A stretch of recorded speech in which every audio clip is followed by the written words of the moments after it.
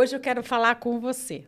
Como eu tinha prometido, trouxe uma pessoa muito especial para a gente fazer aquela conversa com os nossos peludos, sim, os gatos que a gente ama tanto e que todos, né, gostamos de cuidar bem e compreender mais o comportamento. Mas antes disso, quero agradecer primeiro a nossa audiência, né, cada vez maior aqui no Brasil. Também dar um oi para os nossos irmãos lá em Portugal, que estão nos prestigiando, e os brasileiros lá dos Estados Unidos também. E eu sei que tem outros países que estão assistindo, mas eu ainda não consigo ver a pontuação. Então, ajuda aí a divulgar com seus amigos para que a gente possa falar também um oi para o país que você está morando. Então, vem comigo que essa conversa vai ser muito legal para a gente trabalhar esse coraçãozinho que a gente tem peludinho com os gatos. Um beijo. Jane, querida, obrigada por estar aqui. Obrigada pelo convite. E, de novo, né, vamos conversar sobre os nossos gatos, né? Para quem não assistiu o outro podcast teu, vale a pena dar uma olhada, que lá explica mais sobre você, a tua história, né? E como foi esse caminho de se especializar como uma veterinária maravilhosa que cuida de gatos. Isso mesmo. Me diz uma coisa, quais são as principais, acho que hoje a gente tinha prometido isso da outra vez, quais são as principais perguntas que surgem no dia a dia para falar sobre esse cuidado com eles, né? Eu sei que tem a questão do cuidado, da higiene, alimentação. Por onde você acha que a gente pode começar? Bom, muitas pessoas falam, perguntas assim sobre alimentação, isso é muito importante. E no caso da alimentação, acho que tem a pergunta das principais dou sachê, dou ração seca, faço comida, pode comer a comida que eu preparo? Como é que funciona isso, já que começamos pela alimentação? Bom, com relação à alimentação, o ideal é alimento industrializado, ainda que todo mundo fale, tenha todo... Agora a gente entra numa era de coisas naturais, as pessoas estão buscando produtos cada vez mais orgânicos, de origem natural, né? Mas ainda o alimento industrializado, seja a ração seca ou seja o sachê, que é a ração úmida, ainda é a melhor opção, tá? E por quê? Porque ela é equilibrada e contém todos os nutrientes que o gato precisa. Porque o gato, ele é um animal, ele é um carnívoro estrito. Mas o que quer dizer um carnívoro estrito? Já ia perguntar isso. Isso. O que quer dizer um carnívoro estrito? Ele depende da proteína animal para sobreviver. Tá. Só que não é depender do filé de frango, depender do filé mignon, da carne que nós consumimos, porque nós consumimos somente o bife, né? E o gato, ele é um predador, ele consome a presa inteira. Então, quando ele come uma presa, ele come o animal e ele, na natureza, ele só come outro ser vivo, ele não come plantas, ele não é um animal que vai comer matinho, vai comer grama, vai comer árvore, vai comer fruta. Não, ele vai comer somente presas, tá?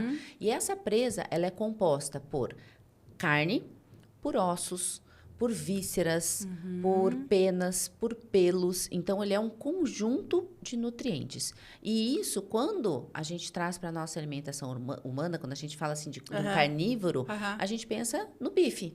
Né? A gente pensa na carne que a gente come. A gente escolhe o pedaço, né? Eu gosto disso, eu pedaço. gosto daquilo. Mas o gato, ele precisa comer o conjunto inteiro. Então, o ideal seria que o gato comesse um rato, que ele comesse um passarinho, que ele comesse um grilo, uma borboleta, um inseto inteiro. Porque ele está comendo todo o componente do animal. Entendi. Como isso não é possível, aonde que a gente tem todos esses componentes? No alimento industrializado. Então, não dá para nós, sabe, muitas pessoas procuram na internet e falam, ele é um carnívoro, então ele tem que comer carne, então eu não vou dar ração, porque por N motivos que não convém aqui a gente falar, muitas pessoas falam que a ração causa isso, causa aquilo, então não vou dar e vou fazer uma alimentação em casa com base na carne. Só que não tem todos os nutrientes. Porque existem enzimas, existem aminoácidos, existe todo um componente que existe, por exemplo, na presa recém-capturada, recém-morta. Né? Isso a gente não consegue no bife. Então, a gente teria que dar todo o conjunto. E como a gente não traz esses animais para dentro de casa, Sim, para o gato sim. caçar, ou... Passar no mercado, comprar uns 3 ratinhos, né? Isso, como não tem isso, então ainda o alimento industrializado, ele é a melhor opção do que a ração, a dieta caseira, que é a Aham. dieta natural, porque o gato ele vai ter carência nutricional se você preparar o alimento para ele. Então, quando você opta por fazer isso, a recomendação é procurar um nutricionista veterinário, que o nutricionista vai fazer todo o equilíbrio, quantidade de proteína, quantidade de carboidrato, quantidade de todos os nutrientes, mais a suplementação que o gato precisa tomar. Isso é individualizado, não é por gato, Sim. é por Romeu, é por Theo, é por chá, é por gato individualizado. E não é... E também acho que daí que vai ter que levar em conta se ele tem alguma outra comorbidade, né? Se o Isso. gato é diabético, se o gato tem problema de rins, né? Isso, porque na ração industrializada, no alimento industrializado que nós compramos no pet shop, existe essa diferenciação. Então, hoje, a indústria, ela está muito diversificada. Sim. E hoje a gente tem rações para pacientes obesos, pacientes hepatopatas, pacientes renais, pacientes diabéticos, pacientes com sensibilidade digestiva, alérgicos. Então, a gente tem toda essa gama de produtos disponíveis e que a gente tem que utilizar. Eu sempre digo assim que é o mal necessário, que a gente pode ter vários defeitos e nada é perfeito, né? A perfeição está na natureza, mas a gente não tem eles na natureza, a gente tem eles dentro das nossas casas. Sim. Então, a gente... o que é mais equilibrado e mais fácil e mais prático e mais adequado nutricionalmente é o alimento industrializado. Tá. E indo de ração seca Ah. para o sachê, o ideal é o sachê. Mais do que a ração seca. Porque o Sério? sachê, ele é rico em água. E essa é a principal diferença e a principal vantagem. Porque o ratinho, o passarinho, o inseto que o animal come na natureza, ele é um ser vivo rico em água. Assim como o nosso corpo. O nosso corpo é rico em água. E vou fazer a pergunta que devem estar se fazendo, né? E se eu colocar água na ração seca? Não é indicado. Porque a ração seca, ela é desenvolvida para ser oferecida para o animal na maneira seca, na forma seca. Por quê? Ela fermenta. Então, se ela molhar, o animal tem que comer imediatamente. Se passar 1, 2 horas, essa ração fermenta, porque ela não é feita para ser consumida úmida. Entendi. Ela é feita para ser consumida seca. Fermentando pode fazer mal para o animal. E o gato, ele não é que nem o cachorro ou que nem nós, que comemos 3 vezes ao dia, 4 vezes ao dia. O gato, ele come pequenas porções 10 vezes ao dia, 20 vezes ao dia. Se puder, o gato vai lá de hora em hora e dá uma mordiscada na ração. Então, isso se torna praticamente inviável, a não ser que tenha uma pessoa que fique 24 horas por dia em casa à disposição do gato para umedecer a ração e oferecer. Comeu, comeu. Não comeu, tira a raçãozinha, daqui 20, 30 minutos oferece mais um pouquinho até o gato comer. Então, isso é muito trabalhoso. Sim. Então, o sachê, ele realmente é o alimento mais indicado, mais recomendado. Infelizmente, a gente ainda tem no Brasil a questão de custo, porque ele acaba saindo um custo muito caro. Se você for dar somente sachê para o gato, o ideal seria fazer 1 sachê por quilo de gato. Nossa, é bastante. Então, se o gato pesa 5 quilos, ele teria que comer 5 sachês por dia. É bastante. Nossa, é um é volume muito grande, né? Mas eles dão conta disso? Eles dão não de uma vez só. Tem que ir de pouquinho Então, também. de pouquinho em pouquinho, eles consomem essa quantidade, mas porque o volume, se você for ver, o volume é muito grande. Então, aquela embalagem que tem 75 a 80 gramas de alimento, 70 a 80% é água. E 20% é um nutriente. Então, você veja que ele tem que comer um volume grande para ter o nutriente necessário. Mas o mais importante do sachê é a hidratação, é a água. Tá, e eu vou fazer outra pergunta que eu sei que fariam também, né? E vou aqui estar em defesa dos gatos. E se você, por exemplo, tem lá um gato renal, certo? E você tem que dar uma raçãozinha renal para ele. E o gato não gosta. O que a gente faz? Isso para gato renal, para gato diabético, para gato obeso que tem que comer ração Diet. e ele não gosta. Ou para gato que tem problema alérgico e não come a ração hipoalergênica, né? Então, isso é um problema muito grande, porque o gato, ele é um animal seletivo. Então, ele tem poucas papilas gustativas e ele sente pouco gosto do alimento. Por isso que a ração de gato ela é muito cheirosa e muito palatável. E por isso que cachorro adora a ração de gato, porque ela é muito mais gostosa. Do que a do cachorro. Do que a de cachorro, né? A de cachorro não precisa ser muito gostosa, porque eles comem qualquer coisa, né? Mas o gato, a ração do gato, ela é muito palatável.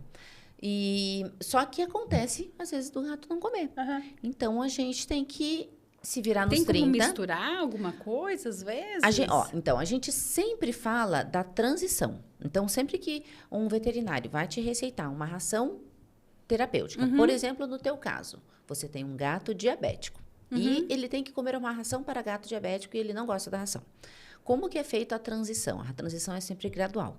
Eu digo que a melhor maneira de se fazer isso é serviço de formiguinha. Você vai pegar o pote de ração com a ração antiga dele. Você vai tirar 1 grão de ração antiga e colocar 1 grão da ração terapêutica.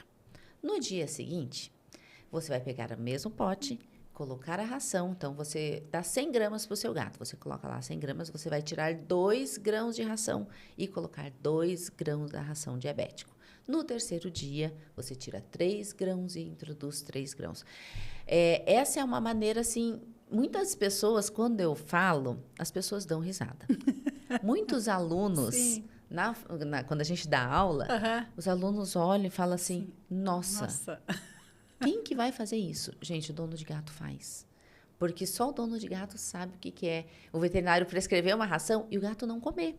E não adianta a gente falar assim, deixa com fome, que ele vai lá e come. Que ele vai lá e come. Como a gente faz com os nossos filhos, que não querem comer comida, só quer comer salgadinho. Como a gente faz com o cachorro, que não quer comer ração, só quer comer petisco. Então, deixa ele com fome, que uma hora ele vai lá e come. O gato não funciona assim.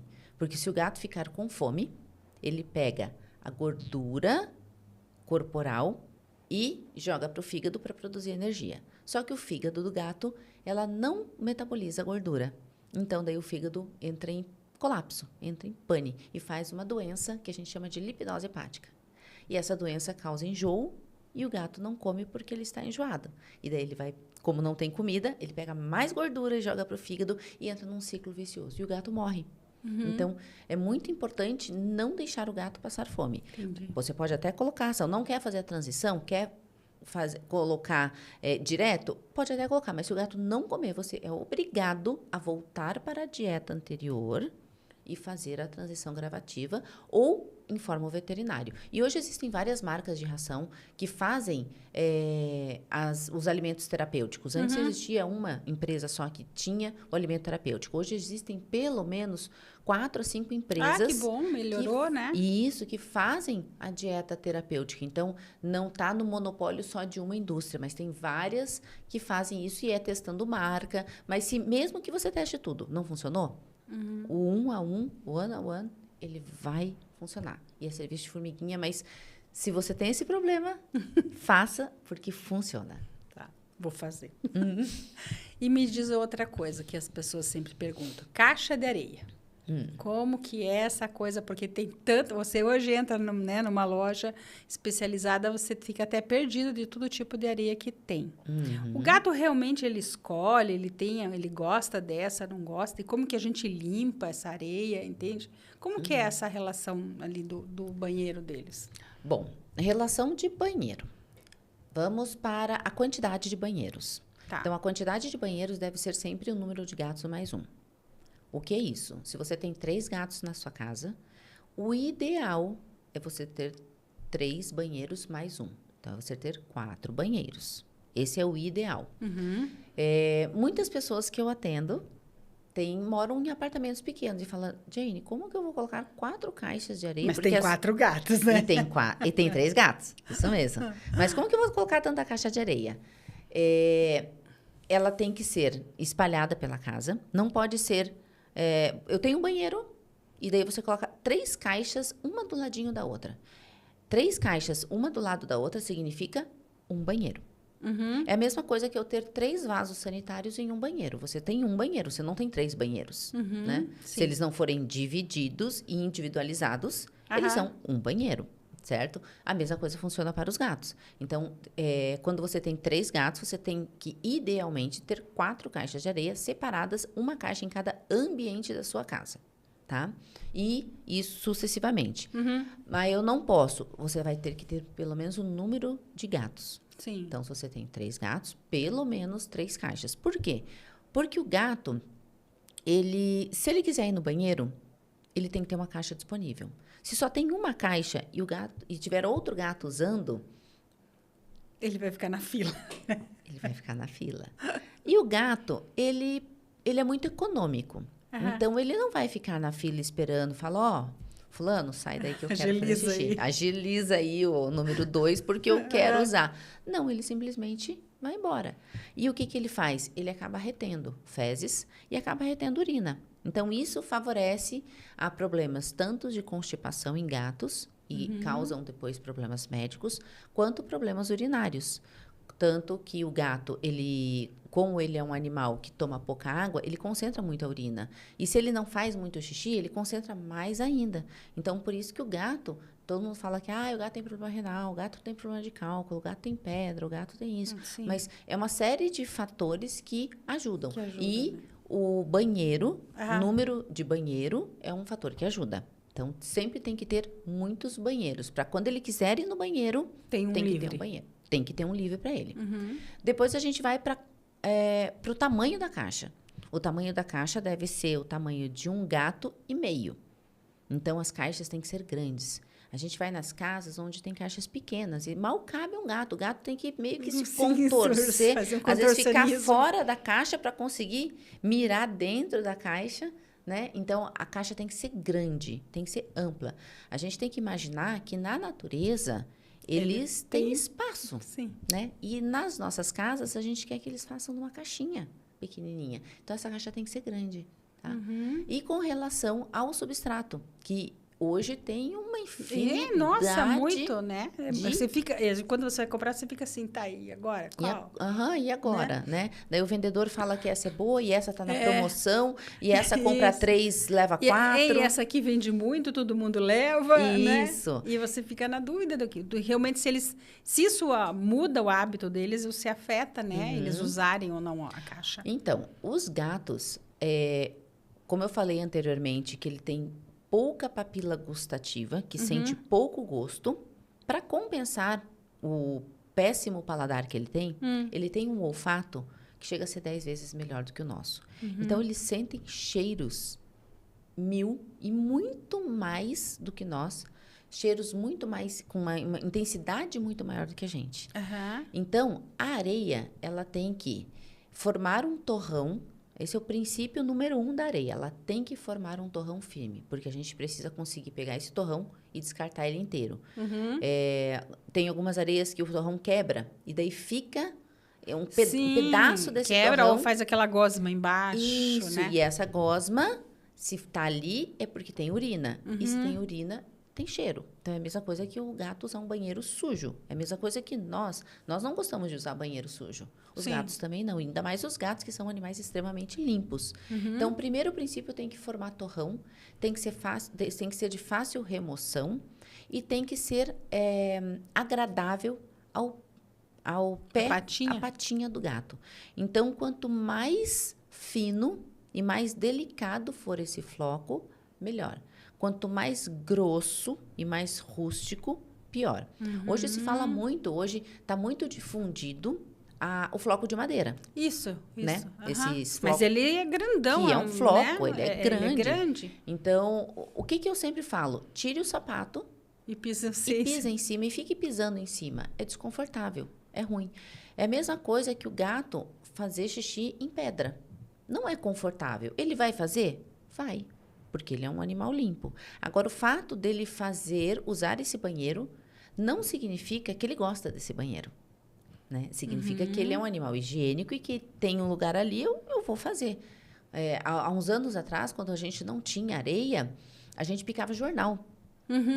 Né? A gente Sim, picava sim. jornal nas caixas e deixava jornal como material para o gato fazer xixi. E ele fazia. É agradável? Não. É higiênico? Não, mas é o que tem para hoje. Sim. Mas hoje a gente já tem muitas areias muito boas, tá?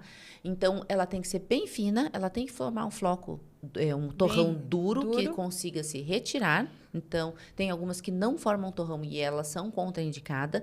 A areia de sílica e algumas outras areias, eu acho que de betonita. Não sei te dizer o material certinho, mas tem algumas areias que elas têm um neutralizador de odor e que não vai formar torrão. E a pessoa só tira o cocô e uma semana depois descarta tudo e coloca uma areia nova. E a Mas pessoa, o cheiro tá todo ali, mas a o urina cheiro tá tá ali. toda ali. Nós não sentimos. Porque tem aqueles cheirinhos Sim, e isso, aquilo, sim. mas os animais sentem.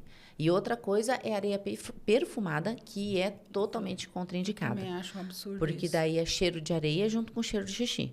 Então vira um Isso. cheiro, sabe lá Deus Perfume que de cheiro. xixi Isso. confuso. Então, e o gato, ele sente muito o cheiro. Tá? Então, isso disfarça muito negativamente para os animais. Tá. E uma coisa assim, o gato, ele pode usar, fazer a urina ou mesmo o cocô, né? Como uma forma de chamar atenção, ou ele pode usar isso, por exemplo, as areias estão limpas, né? E aí você fala assim, e o gato vai lá e faz xixi na roupa de alguém, vai lá, faz xixi na mala, vai lá, faz xixi num lugar que não é habitual. Ele faz isso por alguma doença ou é comportamental? Já que a gente já vai entrar em comportamento, né? Para a gente já pegar isso. Geralmente, a primeira coisa que a gente pensa é doença, tá? Porque o gato, ele tem sentimentos simples. Eles não têm sentimentos complexos. Então, por exemplo, ele não vai fazer xixi. De pirraça. Isso, olha, ele não gosta do meu namorado, então ele vai fazer xixi na roupa do meu namorado. Porque ele não gosta do meu namorado. Tá. Isso não acontece. Isso é um sentimento que não existe para o gato, tá? Isso é muito complexo. Ele vai fazer xixi ou porque ele não gosta do cheiro que tenha naquela roupa. Então, ou porque ele tem algum problema médico. Ele pode ter uma cistite, ele pode ter uma pedra, ele pode ter desconforto, ou quem sabe esse namorado em algum momento brigou com o gato e ele associou o cheiro da pessoa, porque os Com gatos, briga. os gatos eles têm o olfato muito aguçado. Então ele vai reconhecer a gente pelo cheiro. Então ele pensa, não, esse cheiro brigou comigo. E de repente tem um cheiro lá no chão, opa, ele brigou comigo, eu fico ansioso, eu gero um sentimento de ansiedade. E qual que é a maneira de descarregar essa ansiedade? Com uma micção. Com xixi. Então, isso sim pode acontecer. Agora, não por briga, por pirraça, por ciúmes, porque não gosto de você, isso não existe.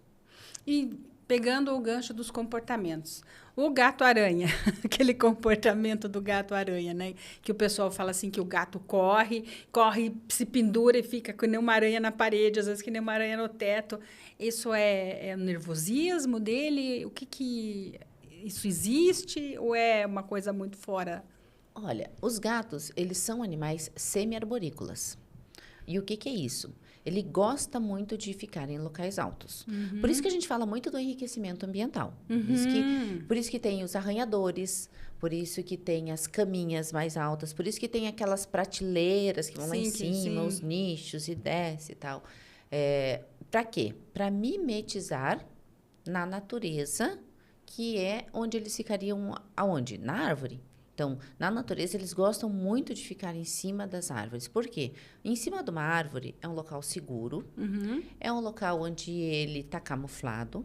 Pode pegar passarinho, né? Pode pegar passarinho e ele consegue ver tudo o que acontece ao redor. Então, ele tem uma visão muito dinâmica e muito panorâmica do que acontece. E como que ele sobe na árvore? Ele vai lá e sobe calmamente na árvore? Não, ele Aham. Ele sobe na árvore, rápido, correndo, ele é ágil. O gato é um ser ágil. Então, esses comportamentos, às vezes, isso acontece muito em gatos jovens, esse comportamento que você fala do gato-aranha, é gatos jovens. Às vezes é um local que não tem muito espaço, porque na natureza ele corre, ele dá umas corridas e precisa de espaço. Hoje, um apartamento que tem um corredor de 100 metros é muito difícil. Sim. Hoje tem um corredor de 20 metros. Então, quando ele começa a pegar velocidade, começa a pegar gosto pela coisa, opa, tem uma parede, acabou. O espaço. Então, daí é legal. Às vezes tem um carpê, às vezes tem algo de sisal, de corda, que daí ele consegue fazer todo aquele... Looping, parkour, né?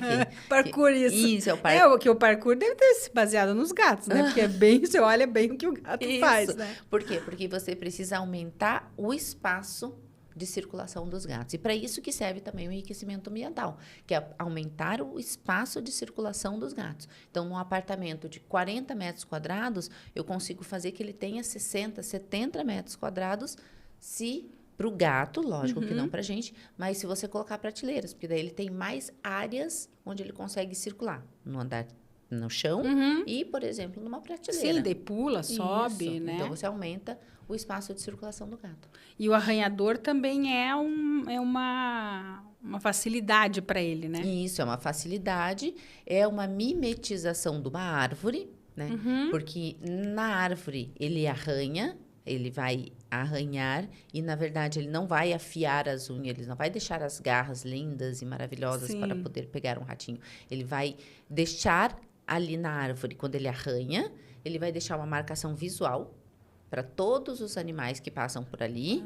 Tipo, opa, aqui tem dono. Aqui tem dono, tem um gato que tem uma marcação. E daí, quando o animal vai cheirar essa árvore, também tem um cheiro, porque na pata do gato existem glândulas que liberam o que a gente chama de feromônio, que são mensagens que passam as características do gato. Então, quando o gato arranha, ele está deixando uma marcação visual no arranhador e está deixando uma marcação olfativa, que a gente não sente, mas todos os outros gatos sentem. Quando cheirar, ele vai sentir, aqui mora o Theo tem 3 anos, o Theo ele não é castrado, o Theo está em idade reprodutiva. Então, todas essas informações, elas estão impregnadas no que a gente chama de feromônio e que o gato impregna quando ele faz essa arranhadura. Ou quando ele esfrega o focinho. Sim. Às vezes ele não faz isso no canto, nos cantos das casas, que ele pega e esfrega assim o focinho e fica aquele canto todo marrom. Sim, daí para todo mundo chegar e cheirar ali. Isso, os outros, e todo mundo né? passa ali, todos os outros animais passam ali e cheiram, porque está impregnado mensagens sobre o gato que passou anteriormente. Bom, já que estamos falando de cheiros, vamos escolher uma sinergia para o dia de hoje? Vai lá, sem colar, de 1 a 8. De 1 a 8, sabe que eu adoro o número 7, né? 7? Adoro o número 7. Vamos ver. Vênus. Vênus. Sinergia de Vênus para meditar, né? Sextas-feiras. Né? A gente não entende ainda o quão potente é o aroma, né? E esses animais já sabem tanto mais. Sabem, eles sentem cheiros, assim, eles sentem cheiro de paz, cheiro de medo, cheiro de ansiedade. Então, eles sentem muito o que a gente está sentindo. Então, quando a gente sente qualquer coisa, eles sentem pelo cheiro, porque a gente elimina cheiros quando a gente tem medo, quando a gente está feliz, quando a gente está triste. Sim. A gente, além da expressão, a gente solta cheiro. E o gato sente muito isso. Sim, é bem isso. Eu trabalho as emoções. Sabe que tem uma cliente que ela tem uma cachorrinha e ela contou para mim esses dias, falou assim, que quando ela pega, acho que é a sinergia de Marte, que é terça-feira, que ela pega essa sinergia especificamente na terça-feira, que ela vai pegar na caixa, diz que a cachorrinha sai da onde está e vem correndo e para embaixo dela, espera para receber um pouquinho também, que é a que ela gosta, né? Você veja como eles, né? Para ela deve fazer algum bem, alguma coisa, porque ela escolhe, né? Eu acho isso fantástico. E mais uma coisa que eu queria ter perguntado desses gatinhos. A gente falou da areia, né? A gente falou da alimentação, mas eles também têm dificuldades de se adaptar, por exemplo, ao ambiente solitário, né? Porque a gente fica assim, sempre pensando, né? Ah, mas o gato não tem outro gato para fazer companhia para ele, porque eu trabalho, saio de manhã cedo, vamos dizer, todo mundo trabalha, volta ao final do dia, o gato fica sozinho ali. Essa questão do ambiente solitário, isso prejudica ele, para ele tá tudo bem? Olha, a vida solitária, eu acho que ela não é boa e adequada para ninguém, né? Os gatos, eles são animais que a gente chama de solitários na natureza porque eles não vivem em bando. E o que quer dizer isso? Eles não são que nem a gente. A gente gosta de confraternizar no domingo e chama um monte de gente. A gente gosta de festa, de pessoas e tal, né? Os cães também. Os cães, eles gostam de estar sempre presente. Eles vivem muito bem juntos. Os cães caçam juntos, né? Quando o caçador vai sair com cães, ele tem 2, 3, 4 cães e eles, sem saber, eles caçam juntos, né? E compartilham disso. Bem, o gato não. O gato, ele é um animal que ele vive na natureza de maneira solitária. Mas isso não quer dizer que ele seja um animal solitário e que ele goste de viver sozinho. Ele gosta da sua individualidade. É diferente, né? Então, ele gosta de momentos que ele fique sozinho. O gato gosta de comer sozinho. O gato gosta de brincar sozinho. O gato gosta de caçar sozinho. Mas ele também gosta de uma pessoa para fazer carinho. Sim. Ele gosta de outro gato, porque, afinal de contas, quando a gente sai de manhã, agora a gente passou da pandemia e a gente voltou para o trabalho, Sim, né? sim. Então, a gente voltou a sair de manhã de casa e voltar à noite. E o animal fica o dia inteiro sozinho. Na natureza, ele tem o que fazer. Então, na natureza, tudo se movimenta. As árvores se mexem, tem muitos insetos, tudo tem movimentação, tem o vento. As coisas se movimentam na natureza. Nas nossas casas, nada se movimenta, tá? Na nossa casa, tudo é estático. Então, a gente sai de casa, a gente fecha a janela, porque a gente mora em Curitiba, né? Então, de manhã tem sol, de tarde tem uma tempestade, depois abafa. Então, a gente tranca tudo e deixa o gato dentro de casa.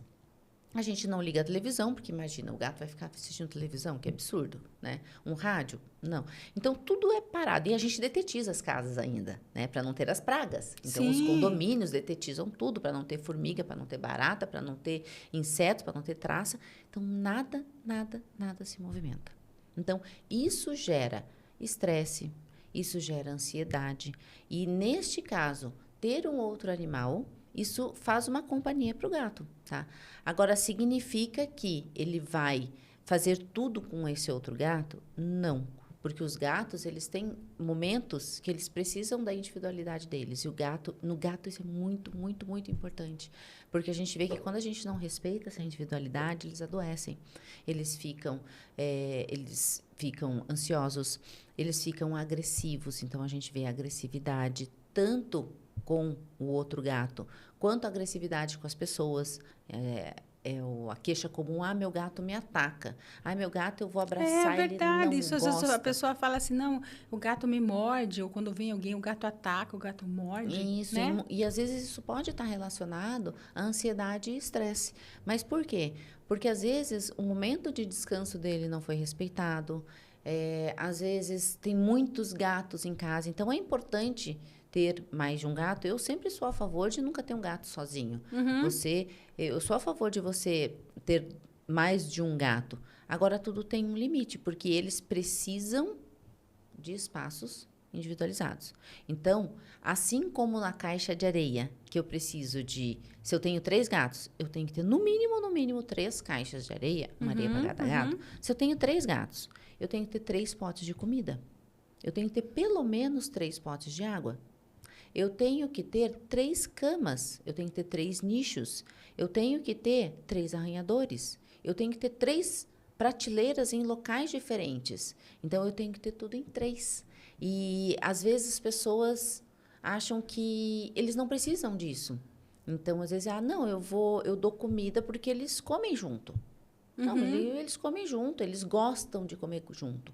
E, na verdade, nenhum gato gosta de comer junto. Ele come porque ele tem fome. Tem fome, né? Porque, assim, é o que tem para hoje. Mas gostar, eles não gostam. Nem de comer lado a lado. Então, eles são tão... Porque tem aqueles potinhos, né, que você tem hoje, assim. Isso, a gente vê né? na internet até 3 potinhos e 3 gatinhos comendo junto. Isso é totalmente indicado e não recomendado. O recomendado é um gato come na cozinha, outro gato come na sala e outro gato come em outro cômodo da casa. Eles têm que comer em locais separados e distintos, para não haver competição entre eles, para não ter essa coisa assim, eu tô comendo, mas tem outro gato olhando a minha comida. Vou comer mais, e daí eu fico ansioso, e daí eu como mais rápido, e daí eu vou querer comer a comida do meu irmão, e daí eu como a minha e como a do meu irmão, daí eu fico obeso, entendeu? Então, muitos dos problemas que a gente tem de saúde relacionados à obesidade, principalmente, vêm em decorrência disso. Vem, às vezes, de você estar distribuindo o alimento de uma maneira errada dentro de casa. Entendi. E uma coisa que você falou sobre castração, né? A castração muda o comportamento do gato? Assim, por exemplo, esses dias eu até ouvi uma pessoa me falar assim, ela tem um gato e ele faz essas coisas, aranhas e tudo mais. Ela diz assim, eu não sei, acho que a castração não foi bem feita. Sabe, porque parece que ele ainda tem o comportamento como se não fosse castrado. Uhum. Não só de aranha, mas também de querer namorar o outro gato, alguma coisa assim. E como que funciona essa questão da castração com o animal? Tá. Bom, eu sempre brinco com os clientes, porque o cliente fala assim, eu vou castrar para ele ficar mais calminho. É isso que a gente escuta, né? Então, não, eu vou castrar para ele ficar mais calmo. Na verdade, a castração, a gente faz a retirada de determinados órgãos sexuais que fazem a produção de hormônio. A gente não corta pata de gato nenhum. Uhum. A gente não corta nada, dente, a gente não corta unha, a gente não corta nada que vai impedir o comportamento normal do gato. Uhum. Então, o que acontece? Da onde que veio esse mito? Né? Porque isso é um mito. Isso. Vou castrar para ele ficar mais calmo. Isso é um mito. E da onde que veio isso? Isso acontece porque o gato, até os 6 meses de idade, ele é uma criança. Então, ele está em desenvolvimento, ele é ativo, ele é... Serelepe. Ele é aquele filhotinho lindo, maravilhoso, que a gente pensa, por que cresce, né? Adoro ele pequenininho. A partir do 6º mês de idade até 1 ano de idade, é uma fase que ele começa a entrar na fase reprodutiva. Então, ele começa a ter um pico hormonal, e daí os machos começam a procurar por fêmeas, e as fêmeas entram no cio. Uhum. Então, elas acabam tendo a maturidade sexual, e essa fase de maturidade sexual é uma fase que eles deixam de ser aquele neném para ser um adulto jovem. E daí é aquela coisa, filhote e adulto. Uhum. Então, ele deixa de ser um filhote para ser um adulto jovem. E tem uma mudança natural de comportamento, que acontece você castrando ou você não castrando. Só que quando que a gente castra os gatos? Nesta fase. Então, a gente castra os gatos com 6 meses de idade, que é quando ele está nessa transição. Então, a gente acha, não, ele ficou mais calmo porque eu castrei. Na verdade, não ele ficou mais calmo por questão de que ele teve ativação de hormônio e ele não é mais um filhotinho e agora ele é um adulto jovem. Então, essa mudança de comportamento existe por alteração hormonal e não porque foi castrado. Entendi. Entendeu? Então, daí que veio o mito. E a castração, você vê poucas pessoas fazendo castração num gato com 6 anos de idade, 10 anos de idade, né? Então, a gente faz castração quando eles são bebezinhos. Então, e é obrigado a castrar? Não é obrigado. Isso é uma coisa que eu acho que tem surgido cada vez mais, porque as pessoas querem deixar os gatos inteiros, que a gente chama, que são os gatos não castrados, e falam que, eu não vou castrar, porque até nos Estados Unidos agora está vindo uma onda de que a castração, ela segue uma mutilação, porque você faz a retirada de um órgão, enfim, toda uma, né?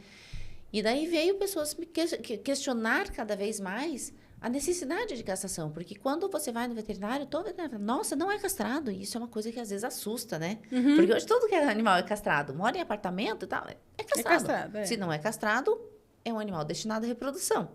Então, dificilmente a gente vê um animal que não é castrado e que está dentro de casa, do apartamento, e está tudo ok, né? E a castração, ela não é obrigatória. Então, eu conheço cada vez mais a gente está tendo pacientes não castrados, né? Mas a gente tem que estar ciente, tem que informar o tutor que a não castração, ela implica em alguns problemas que pode gerar em decorrência disso. Que é o quê? Quando a gente não castra, a gente tem uma produção aumentada de hormônio, por exemplo, hormônio masculino, que futuramente pode desenvolver, o paciente pode desenvolver um câncer de próstata. Dificilmente o gato castrado desenvolve isso, um aumento de próstata. Isso é muito comum em gatos que não são castrados. Só que esse problema de próstata não vai dar com um gato com 2, 3 anos de idade, vai dar quando o gato tem 15 anos de idade. Sim. E daí vem aquele questionamento, não castrei até agora. Agora eu vou ter que castrar. Daí vai ter que castrar com 15. E o tratamento é esse. Desculpe, você falou uma coisa importante. Qual é a idade média que um gato... Claro que as condições implicam, né? Mas qual é a idade média que vive um gato hoje no Brasil? Não sei se tem esse dado. Olha, ainda bem que os gatos estão vivendo cada vez mais, porque eles são cada vez mais dentro das casas, com cuidados veterinários, então eles já não têm mais o risco de ser atropelado, matado pelo cachorro, envenenado. Então, esses riscos, eles estão se reduzindo cada vez mais, e hoje não é incomum a gente atender gatos de 20, 22, até 24 anos. Nossa, que então, bastante. o gato mais velho que eu atendo, hoje, ele tem 24 anos. Nossa, 24 anos. Tá lá. Tá bem. Tá bem. Tem doenças relacionadas à idade? Tem, mas consegue ter uma vida normal, se alimenta, vai ao banheiro, tem socialização com os donos, com o outro gato da casa e tá super bem. Então, hoje, a expectativa de vida dos gatos tem aumentado muito em decorrência de ele estar dentro de casa e não sair. Então, ele está indoor e os cuidados preventivos, né? Que é a medicina preventiva, que eu acho que hoje é o que se fala. Para tudo, né? Não é só para gente, para eles também, isso, né? Para eles também. Então, fazer check-ups, consultas regulares ao veterinário, a gente consegue fazer hoje diagnóstico muito precoce de doença, muito antes de o gato apresentar a doença para a gente, porque o gato, ele é um animal que não apresenta que está doente. Então, se ele está doente, a gente faz o exame e fala, nossa, ele tem uma doença renal crônica, ele tem um hipertireoidismo. Nossa, doutor, mas ele está super bem. Ele come, ele toma água, ele faz xixi, ele brinca. E como que ele tem isso, né? Então, ele demonstra diferente da gente, né? Porque os gatos não demonstram que eles estão doentes. Então, ele é um animal que a gente chama que é um animal estoico, que é um animal que não demonstra doença. Porque se ele demonstrar doença, na natureza ele morre.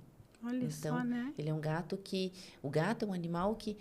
Quando ele demonstra que ele está doente, ele está muito doente. Então, por isso que os check-ups são muito importantes e muitas das vezes a gente consegue diagnosticar doenças 2, 3 anos antes de ter sintoma clínico. E a gente consegue manejar e aumentar a sobrevida dos gatos. E vive melhor também, né? E vive melhor, com certeza. Olha, a gente está no finalzinho. Ai, já? Tem mais alguma coisa importante que você queira falar sobre os gatos? Porque senão vai ter que voltar.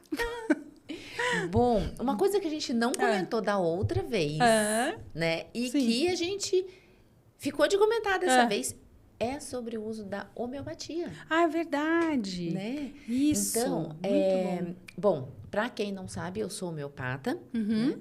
E a homeopatia, ela também pode ser feita para animais, né? Então, a homeopatia, ela é uma medicina. Uma medicina alternativa, né? E que a gente chama de alternativa porque ela não tem, às vezes, algum dado comprovadamente científico, com estudo duplo cego, randomizado. Sim. Mas, enfim, ela funciona assim como funciona para nós. Ela funciona para os animais também. Para todas as espécies animais e para os gatos também. Então, é uma medicina possível, né? É uma alternativa. É muito importante que as pessoas, às vezes, me procuram quando a gente fala sobre homeopatia, é que muitas pessoas procuram um homeopata ou procuram uma medicina alternativa, seja acupuntura, seja floral, seja reiki, seja qualquer outra. Quando ele já tentou todas as alternativas convencionais, né? Então, eu já fui em vários veterinários, eu já fui em várias especialidades e ninguém conseguiu encontrar o que o meu gato tem ou ninguém conseguiu tratar o meu gato. Então, como agora eu já não tenho mais nada, eu vou tentar a homeopatia. Aham. Eu vou tentar a acupuntura. Eu vou tentar o floral, né? E, na verdade, eu acho que isso está mudando, né? Até porque as pessoas estão buscando cada vez mais uma forma mais natural, né, de tratamento. Sim. Então, a homeopatia, ela consegue trazer isso para nós, né? Um tratamento menos agressivo, que não intoxica tanto, não tem tanta droga. Efeito colateral. Efeito colateral. Então, a gente vê que as pessoas têm buscado o tratamento homeopático antes. Serve para qualquer animal? Não. Então, emergências não é indicado. Tem alguns casos que a gente não trata com homeopatia por questão de que, às vezes, está entre a vida e a morte. O animal precisa de uma transfusão. Sim, claro. Dá para fazer um tratamento homeopático? Tem coisas que não dá. Mas tem muitas coisas que a gente consegue tratar com homeopatia, né? E, às vezes, as pessoas não sabem disso. Ou as pessoas desconhecem, ou às vezes as pessoas não acreditam. Então, muitas das coisas a gente consegue tratar com homeopatia.